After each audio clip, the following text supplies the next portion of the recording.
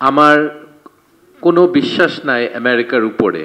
এখন ভবিষ্যতে অনেক কথা আমি শুনেছি নির্বাচনের সময় যে আমেরিকা খুব কঠিন পদক্ষেপ নিবে এবং আমাদের দেশটা গণতন্ত্রের দিকে আবার চলে যাবে। আমি আপনাদেরকে বলবো যে এটার সম্ভাবনা খুব বেশি না। আপনার দেশকে স্বাধীন আপনাকে করতে হবে। আমেরিকার অত গরজ নাই যে আপনার দেশে একটা উদার গণতন্ত্র তারা স্থাপন করবে, তারা এটা করবে না। তাদের স্বার্থে যদি একটা পরিবর্তন আসে দেশে, এটা আমেরিকার স্বার্থে তারা করবে, করতেও পারে। এটা সম্ভাবনা আমি জিরো বলছি না, কিন্তু এটা আমেরিকার স্বার্থে হবে, আমাদের দেশের মানুষের স্বার্থে তারা করবে না।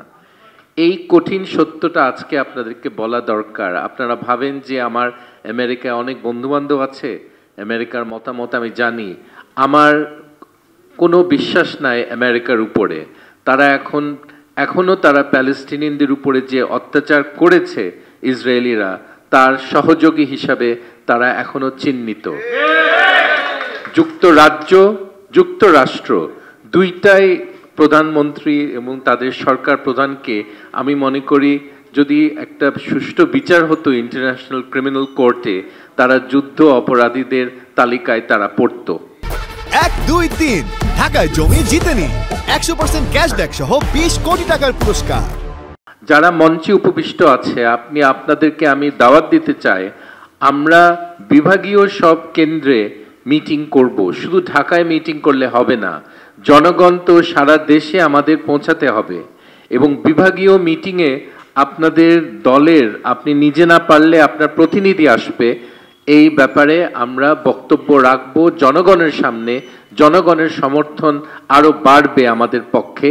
যাই হোক, আমাদের এখন এই সরকার পতনের পথটা কি হতে পারে সেটা বলা খুব মুশকিল, কিন্তু এটাই বলতে পারি যে যেই দেশে 90% মানুষ এই সরকারের প্রধান, এই পুরো আওয়ামী লীগ গোষ্ঠীকে তারা ঘৃণা করে, সেখানে একদিন না একদিন তারা এটার প্রতিফলন হবে এবং আমরা দেখব একটা আসল গণতান্ত্রিক এবং স্বাধীনতার পক্ষের একটা শক্তি বাংলাদেশে ক্ষমতায় আসবে ইনশাল্লাহ। দোয়া করবেন।